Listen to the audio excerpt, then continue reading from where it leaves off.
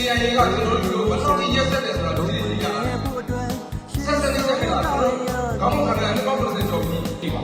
KIA တော်လာတဲ့ဆောက်ဆောင်ကနေစီပြီးဒီကိစ္စကြီးလေးပြုတ်ပြုတ်ပြုတ်နေပြီဒီလောက်တတ်တာပါရှိတယ်တထားမိုက်ပွဲတယ်တရားမိုက်ပွဲတယ်ဒီလူတက်တယ်ဒါပဲဒီလောက်တက်တာဒီတော်လာရအောင်ပြောမလုပ်တာမဟုတ်ဘူးဒီလူထောက်ကမှုအကြီးပါရှိရင်ကျွန်တော်တို့ပြည်သူလူကိုလက်ညှိုးကိုးပြီးချိန်ချောင်းနေတဲ့လူအားလုံးကိုလက်ညှိုးထိုးပြီးကျွန်တော်တို့ပြောပါခင်ဗျာဒါကြောင့်ကျွန်တော်အရေးလက်ခံရပါတယ်ကျွန်တော်တို့ပါတီရဲ့ရွေးချက်ကနိုင်ငံရေးပြည်နဲ့ပြည်ရှင်းတော့မယ်လက်ကိုင်တဲ့ဘက်ကိုယ်တိုင်ပြည်သူမှာဝန်တော့ဝန်တူတူတယ်နော်ပြည်သူဝန်တော့ဝန်တူတူပဲရရှိမှမလို့လက်ကိုင်ဒီမှာတော်လာတဲ့ကိစ္စတွေကအခု KIA 65နှစ်တော်လာလာစစ်တပ်ခေါင်းဆောင်တွေလားတပ်တော်ခေါင်းဆောင်တွေလားသူတို့အနေနဲ့ပြောနေတာသုတ်စားတဲ့ဘာညာသူတို့ KIA ခေါင်းဆောင်တွေလောက်ထိကြီးပွားနေကြပြီလေလက်ကိုင်ကပြည်သူကိုဓမြတက်ပြီးကြီးပွားနေကြတာဒါကြောင့်မို့ကျွန်တော်တို့တွေကလက်ကိုင်သားတွေကိုအာမပေးဘူးတော့ချက်ကျွန်တော်တို့လက်ကိုင်တဲ့ညီများနဲ့ပေါင်းမယ်ကျွန်တော်တို့ရဲ့အားကပြည်သူကပြည်သူထောက်ကရင်ကျွန်တော်တို့ရေးရေးလုပ်ရတယ်ပြည်သူထောက်ကမှုအကြီးဝရှိရင်ကျွန်တော်တို့ပြည်သူလူကိုလက်ညှိုးကိုးပြီးချိန်ချောင်းနေတဲ့လူအားလုံးကိုလက်ညှိုးထိုးပြီးကျွန်တော်တို့ပြောပါဒါကြောင့်မို့ကျွန်တော်တို့ဒီရွေးကောက်ပွဲကြီးမှာကျွန်တော်တို့မင်းနဲ့ရဖို့ပြည်သူတွေရဲ့တောင်းကိုဖြစ်တဲ့ကြောင့်မို့ပြည်သူတွေမင်းတယ်ပြီးဖို့အစစ်ကျွန်တော်မြစ်တာရခံပါတယ်ဒါကတော့ကျွန်တော်တို့ဖြစ်ပျက်ခဲ့တဲ့ဒီနေ့လက်ရှိချိန်တွေကြည့်ပါ KIA ဒီတော်လာနဲ့65နှစ်ရှိပြီးဒီကချင်ပြည်နယ်ပြုတ်ပြုတ်ပြုတ်နေပြီဒီလောက်တတ်တာပါရှိတယ်ရထားမိုင်းခွဲတယ်တရားမိုင်းခွဲတယ်ပြည်သူတက်တယ်ဒါပဲဒီလောက်တတ်တာဒီတော်လာရအောင်မြောင်ပြုတ်တာမဟုတ်ဘူးအဲ့ဒါကြောင့်မို့ကျွန်တော်တို့တွေကဒီနေ့ချိန်မှာကျွန်တော်မကြည့်အောင်ပြည်သူစစ်တွေနဲ့ကာကွယ်ရတယ်ကျွန်တော်တို့လူမျိုးနေဆက်တဲ့ကြောင့်မို့အခန်းကြီးမျိုးသားတတ်တော်ဆိုတာပေါ်ပေါက်လာတယ်ကိုယ့်လူမျိုးကာကွယ်နေအောင်ဆိုမှ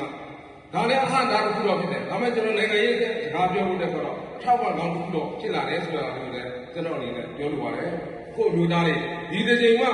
ညီညီညွတ်ညွတ်နဲ့ဒီတောင်ကြီးကိုမတက်ဘူးဆိုရင်နောက်ကိုပြန်လာကြရင်ကျွန်တော်တက်ဖို့မလွယ်ပါဘူးဒီတစ်ချိန်မှာကျွန်တော်တို့အခွင့်အလမ်းကောင်းပါအဲ့ဒီအခွင့်အလမ်းကောင်းတော့မိမိရဲ့ရဆုတ်ပြန်ရအောင်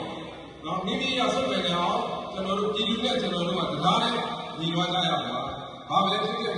်ဒီနေ့အချိန်တော်လေးမှာအခုလက်တကိုင်ဖွဲ့စည်းနေပြီကျွန်တော်တို့မျိုးလေးအနေနဲ့စစ်သားတွေကိုပတ်ဖို့ပါအားပေးပါကျွန်တော်တို့ကိုလည်းမင်းတဲ့ပေးပါခုကျွန်တော်လာခဲ့တာကပြည်သူ့စမငွေလဲလာမတောင်းဘူးနော်အေးရိုးဆက်ကြီးလဲလာမတောင်းဘူးကျွန်တော်လာတောင်းတာပါလေမင်းတဲ့ပေးဖို့နော်ဒီဇင်ဘာလ28ရက်နေ့မှာကျင်းပမယ့်ရွေးကောက်ပွဲကြီးမှာအားလုံးကိုဒီကျွန်တော်တို့ကြားနေပြီးပါစက်ထုတ်ဂိမ်းနဲ့ပြီးမှမင်းတဲ့ပြီးပါပြည်သူရဲ့တောင်းကြည်ပြီးတော့ကျွန်တော်တို့ယူဆပါတယ်ရှင်းဆက်ကတော့ကျွန်တော်တို့ဆောင်ရွက်သွားပါမယ်အဲ့ဒါတော့ကျွန်တော်ပြီးနေတဲ့ပြည်သူတော့အဲ့ဒါနောက်မို့ကျွန်တော်တို့လက်လက်တိုင်းသတ္တနာကိုကျွန်တော်တို့ဖြည့်ချင်းနိုင်ဖို့ကျွန်တော်တို့ပါတီရဲ့အဓိကဒီမှန်းချက်ကပါလဲဆိုတော့ရေးချမ်းရေးပါရေးချမ်းရေးဒီအဓိကကြားလီပါတီကိုမဲပြီးကြကျွန်တော်တို့ကဆောင်ဖို့ပါသေသေးမြတ်မှတ်ထားပါဗါတဲ့လဲအတန်နဲ့တူရီရဲ့နော်လူအများကြီးနဲ့ကျွန်တော်တို့အဖို့ခွားတွေကိစ္စလေးကိုကျွန်တော်နောက်ဒါတတိယပိုင်းအနေနဲ့တော့ဒီစာအုပ်လေးကြွညာနေတာပါကျွန်တော်လည်းစကားကိုကြာကြာမပြောနိုင်ဘူးဘာလို့လဲဆိုတော့ကျွန်တော်ခြေတော့တိတ်မကောင်းလို့ကြာကြာရပြီးမပြောနိုင်တော့ပါဒီစာအုပ်လေးကြွညာနေတာကျွန်တော်ဒီစာအုပ်ကိုထုတ်လိုက်ပါတယ်ချမ်းမြေရေးတင်ပြချက်စာသားများဆိုပြီးမှဒီစာအုပ်ကိုထုတ်လိုက်တဲ့အခါကျတော့ဒီမှာဘာတွေပါတယ်ပြည်လုံစာချုပ်ကစရင်မှကျွန်တော်အရှိမပြောခဲ့ကြတယ်ကျွန်တော်တို့ဘဝတွေပြောင်းလဲရတယ်ပြည်လုံစာချုပ်မှာကျွန်တော်လူကြီးတွေမပြောခဲ့ဘူးလားဒီစာချုပ်မှာပါတယ်ဒီကချင်ပြည်နယ်ထဲမှာမနေလို့ဘူးဘိုလ်ချုပ်မပေးနိုင်တဲ့သူတို့ပေးခဲ့ရင်ကျွန်တော်နှိမ့်ဆက်နိုင်မယ်သူတို့နဲ့ကျွန်တော်ဘာမှမတူဘူးလောက်ကစားမတူဘူးပြောခဲ့မရဘူးနောက်ပိုင်းမြန်မာလွတ်လာရေးရေးကြည့်တယ်ဆိုတဲ့ကဏ္ဍနဲ့ပြီးခဲ့တယ်ဒီမှာငင်းခုတ်ဖြစ်ကြတဲ့ကိစ္စတွေပါပါတယ်ခန်းတက်မှာထည့်ထားပါတယ